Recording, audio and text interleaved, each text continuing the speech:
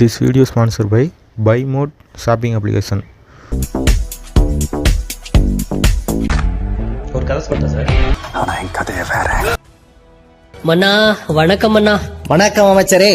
ஏன் காலையிலேயே சோர்வாக இருக்கிறீர்கள்? நம்முடைய அரண்மனைக்கு புதிதாக சேர்ந்துள்ள பணியாளர்களுக்கு வேலை சொல்லிக் கொடுத்து நேற்று ஏற்பட்ட களைப்பு இப்போதும் தொடர்கிறது. அப்படி என்ன புதிதாக சேர்ந்த பணியாளர்கள் உங்களை சிரமப்படுத்துகிறார்கள்? மன்னா, அதற்கு முன்பு ஒரு சந்தேகம். அவர்களை எல்லாம் இன்டர்வியூ செய்தது நீங்கள் தானே? ஆமாம் ஆமாம், நானே தான்.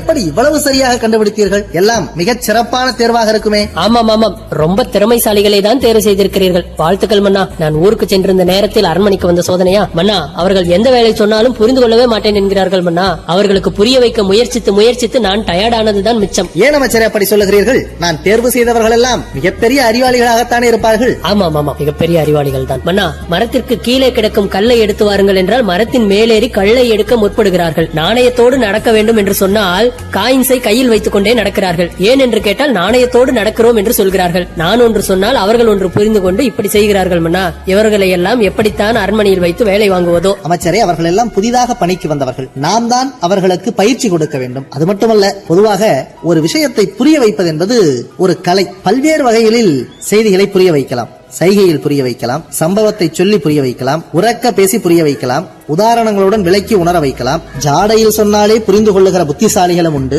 எதையும் சொல்லாமலே குறிப்புணர்ந்து செய்பவர்களும் உண்டு. ஏவா மக்கள் மூவா மருந்து என்கிற ஒரு முதுமொழியே இருக்கிறது. அந்த முதுமொழிக்கு என்ன பொருள் மன்னா? எதையும் சொல்லாமலேயே குறிப்புணர்ந்தே செய்யக்கூடிய பிள்ளைகளையோ மனைவியையோ வேலையாட்களையோ பெற்றிருப்பவன் உலகத்திலேயே பெரிய அதிர்ஷ்டசாலி என்று சொல்லுகிறார்கள். அவனுக்கு தளர்ச்சியும் மூப்பும் வராது என்று சொல்லுகிறார்கள். அதுதான் ஏவா மக்கள் மூவா மருந்து என்கிறார்கள். அப்படியானால் நமக்கு அந்த அதிர்ஷ்டம் இல்லை போல இருக்கிறதே இந்த பணியாளர்களை வைத்துக் கொண்டு. ஆனால் சிலருக்கோ என்ன சொன்னாலும் விளங்கவே விளங்காது, புரியவே புரியாது. ஒரு 2 செய்திகளை சொல்லுகிறேன், கேளுங்களேன். ஒரு வீட்டில் கணவன் நன்றாக குரட்டை விட்டு தூங்கிக் கொண்டிருந்தான். மனைவி வந்து அவசரமாக எழுப்பினார். ஏன் என்னை தூக்கத்தில் இருந்து எழுப்பி தொந்தரவு செய்கிறாய் என்று கேட்டான். அதற்கு மனைவி சொன்னால், உங்களுக்கு கொஞ்சமாவது ஞாபகம் இருக்கிறதா?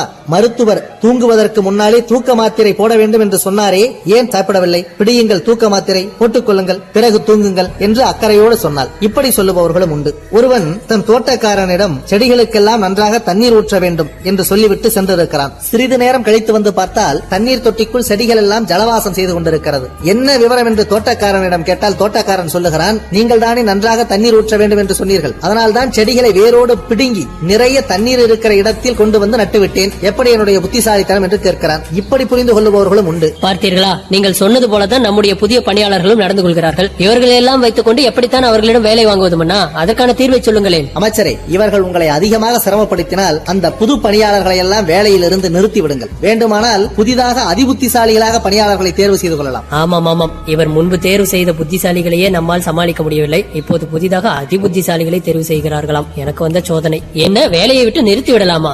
அவர்களோ புதிய பணியாளர்கள் மன்னா. நீங்கள் எந்த முடிவையும் இப்போதெல்லாம் ஆறாமரை யோசித்துத்தானே எடுக்கிறீர்கள். இதை மட்டும் ஏன் சட்டென சொல்லிவிட்டீர்கள்? இல்லை அமைச்சரே, அதில் ஒரு பிரச்சனை இருக்கிறது.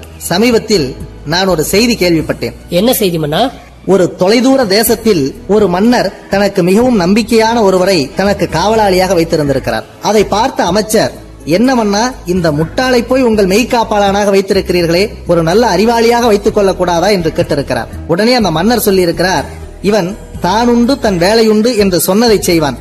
புத்திசாலியாக வைத்திருந்தால் ஏன் எதற்கு என்று கேட்பான். அதோடு மட்டுமல்ல, என்னுடைய அந்தரங்கங்களையும் அறிந்து கொள்ளுவான். எனவே இவன்தான் சரி என்று சொல்லி இருக்கிறார். முட்டாளை வைத்திருந்தால் ஆபத்துதான் அதிகரிக்கும் என்று எவ்வளவோ முறை அந்த அமைச்சர் எடுத்துச் சொல்லியும் மன்னர் கேட்டபாடு இல்லை.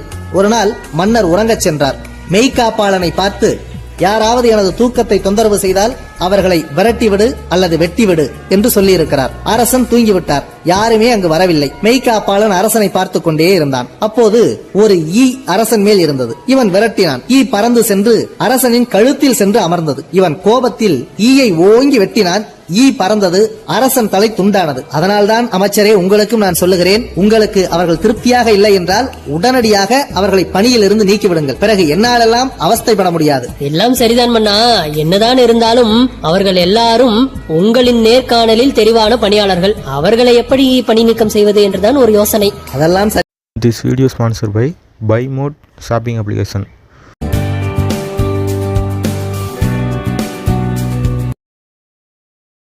வந்திருக்கும் அத்தனை தமிழ் நெஞ்சங்களுக்கு என்னுடைய நன்றிகள்.